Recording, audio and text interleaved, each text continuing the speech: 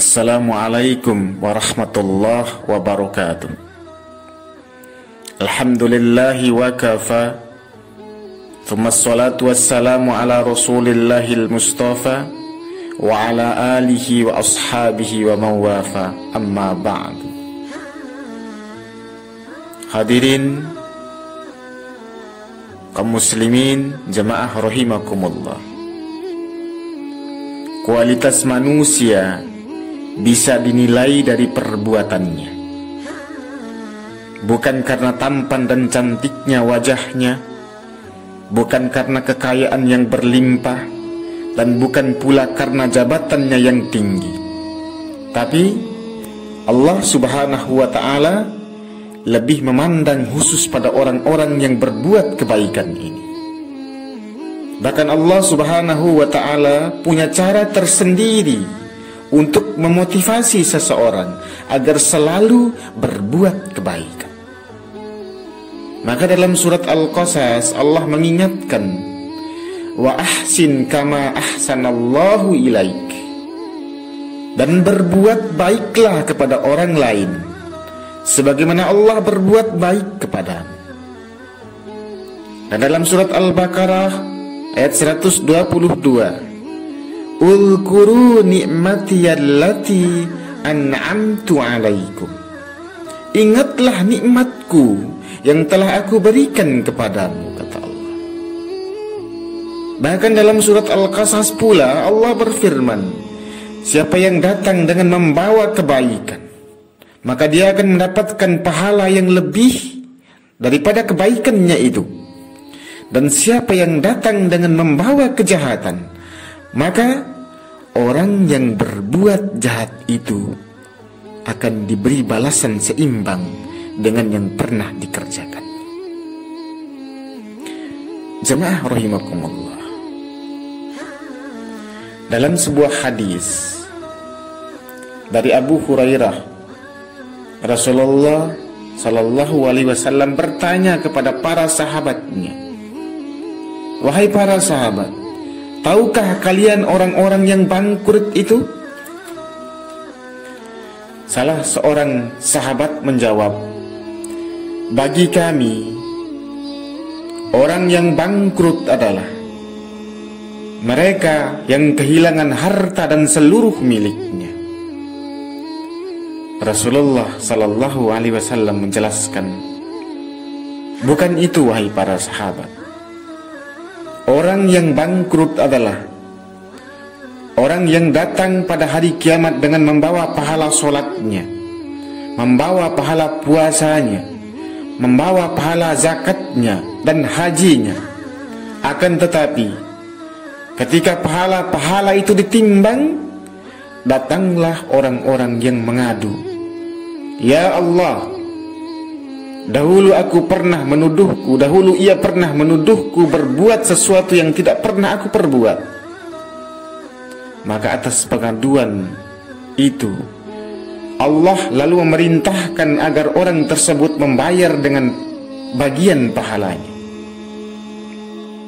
Kemudian datanglah orang lain yang mengadu, ya Allah, ia pernah mengambil hakku dengan sewenang-wenang. Lalu Allah memerintahkan lagi membayar dengan pahalanya kepada orang yang mengadu itu. Setelah itu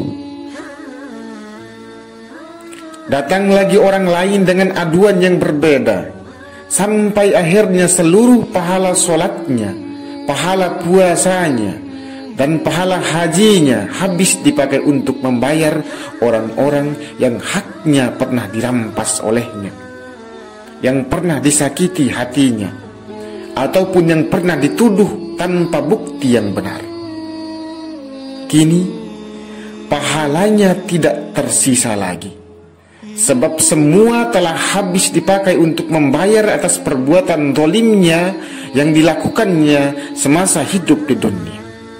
Sementara itu masih terdapat antrian orang yang mengadu di belakangnya untuk menebusnya. Maka Allah memutuskan agar dosa yang mengadu itu dipindahkan kepadanya sebagai tebusan atas kesalahan-kesalahan yang dilakukan semasa hidupnya di dunia. Jemaah rahimakumullah, banyak pelajaran yang bisa diambil dari penjelasan Rasulullah sallallahu alaihi wasallam. Yang pertama, para ahli ibadah hendaknya tidak berpuas diri dengan amalan-amalan baiknya, karena bisa jadi amalan-amalan baiknya nanti justru terkuras habis untuk membayar utang akibat perilaku kezaliman dan menyakiti hati orang lain. Kemudian,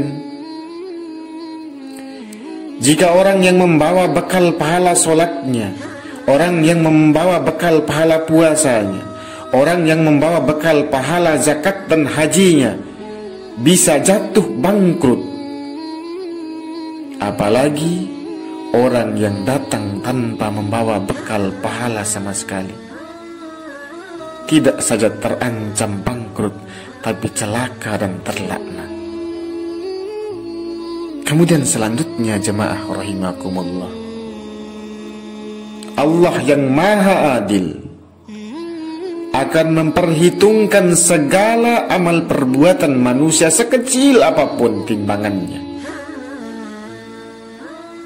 Setiap kezaliman orang lain pada diri kita akan menjadi tabungan yang kelak bisa ditagih pada hari kiamat. Jika ada orang yang memfitnah, maka bersabarlah, karena hal itu akan menjadi tabungan di akhirat. Jika ada orang yang menyakiti hatimu, maka bersabarlah, sebab hal tersebut akan menjadi tambahan timbangan amal kebaikan kita. Jika kita ingin melangkah ke akhirat dengan cukup ringan tanpa banyak memikul beban, maka titipkanlah bekal tersebut kepada orang lain. Maka Ali bin Abi Thalib radhiyallahu anhu pernah ditanya, bagaimana cara menitipkan bekal pada orang lain, wahai Ali bin Abi Thalib? Beliau menjawab, ketahuilah bahwa tidak ada utang yang tidak dibayar. Bila seseorang menyakiti hatimu, maka ia harus membayarnya nanti dengan pahalanya. Begitu juga ketika seorang memfitnahmu, maka ia harus membayar kejahatannya dengan pahalanya. Itulah cara terbaik menitipkan bekal akhirat kepada orang lain. In ahsantum ahsantum li anfusikum wa in asa'tum falah.